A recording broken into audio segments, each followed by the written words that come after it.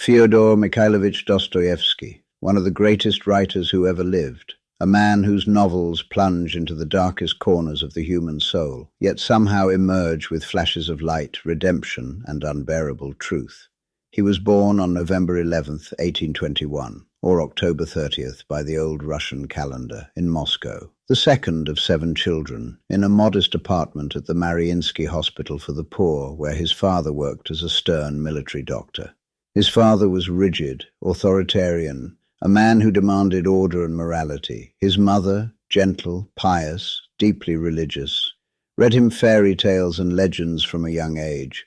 These opposites shaped him, the harshness of authority and the warmth of faith. From childhood, Fyodor was sensitive. Epileptic seizures would later torment him. But even then he felt things deeply.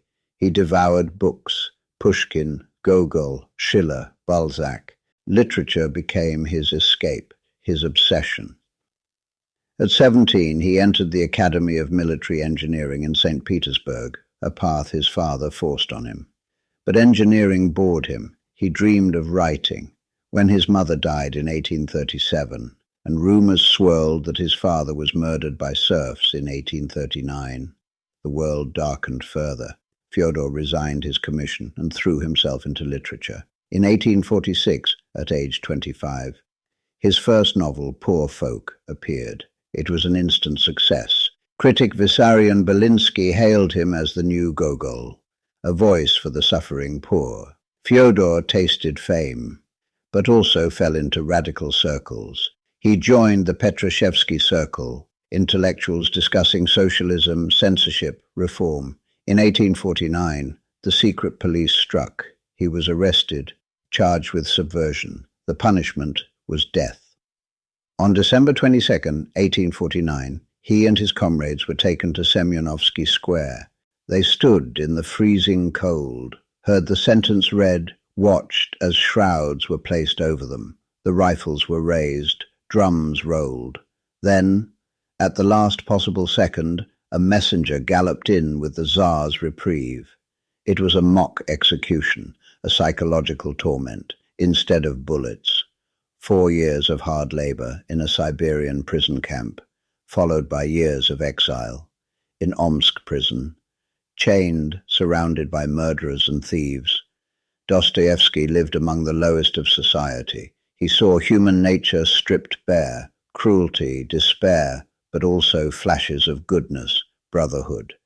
He suffered his first major epileptic seizures there, a condition that plagued him for life. Yet in that darkness, he rediscovered faith. The Bible they gave him, the simple piety of fellow prisoners, it changed him forever. Released in 1854, he served as a soldier in Siberia until 1859. There, he married Maria Isayeva, a widow with a son. But life remained hard: poverty, illness, debt. He returned to St. Petersburg, a different man, haunted, profound. In the 1860s, his greatest works began to pour out. Notes from Underground in 1864, a bitter revolutionary novella, the first great existential cry. A man raging against reason, society, determinism. I am a sick man, I am a spiteful man. Then, Crime and Punishment in 1866. Raskolnikov, the student who murders an old pawnbroker to prove he is above morality and is destroyed by guilt. Dostoevsky wrote it under crushing pressure, gambling debts, deadlines.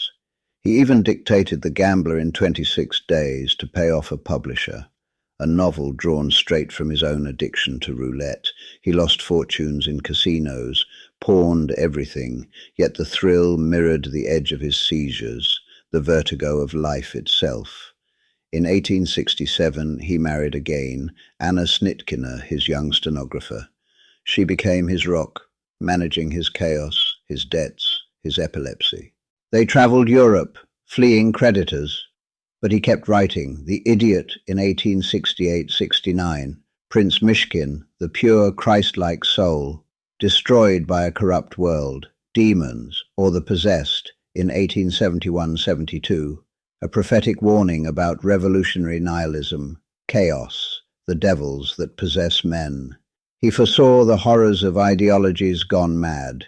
His final masterpiece, The Brothers Karamazov, published 1879-1880, a vast novel of faith, doubt, murder, redemption, the legend of the Grand Inquisitor, Ivan's rebellion against God, Alyosha's quiet love, the murder of a father. It is Dostoevsky at his deepest, wrestling with whether we can live without God, without freedom, without suffering. By then, he was celebrated, elected to the Academy, invited everywhere. But he remained private, tormented by epilepsy, family losses, his son's death at 3. On January 28, 1881, he suffered a lung hemorrhage and died at 59 in St. Petersburg. His funeral drew thousands. On his tombstone, a verse from John, "Except a corn of wheat fall into the ground and die, it abideth alone, but if it die, it bringeth forth much fruit." Dostoevsky's life was suffering, mock death, prison, addiction, illness. Yet from that furnace he forged novels that probe the soul like no others. He showed us the terror of freedom, the danger of ideas, the possibility of grace. He predicted the 20th century's horrors and still offers hope. Fyodor Dostoevsky, not just a writer, a prophet of the human heart. His question echoes through time. Can we bear the truth about ourselves? And if we can, what then? If this story moved you, like, subscribe, share your thoughts. Which of his novels haunts you most? Until next time, keep seeking the light, even in the darkness.